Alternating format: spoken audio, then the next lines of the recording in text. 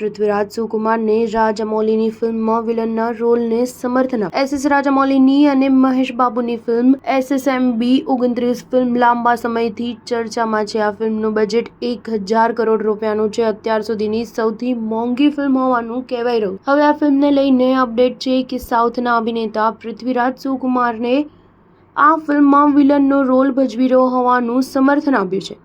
હાલ એક ઇન્ટરવ્યુમાં પૃથ્વીરાજ સુકુમારને જણાવ્યું હતું કે રાજામૌલી સાથેની ફિલ્મના ઘણા વિડીયો અને તસવીરો લીક થઈ ગયા છે। આ પ્રોજેક્ટને હું 1 વર્ષથી હિસ્સો છું અને અમે ધીરે ધીરે શૂટિંગ કરી રહ્યા છીએ। એસએસ રાજામૌલીની આ ફિલ્મમાં મહેશ બાબુ, પૃથ્વીરાજ સુકુમારન અને પ્રિયંકા ચોપરા મુખ્ય રોલમાં જોવા મળવાના છે। હાલમાં જ ઓડિશામાં શૂટિંગ પૂર્ણ કર્યા પછી અભિનેત્રીએ ટીમ સાથેની તસવીરો શેર કરી હતી।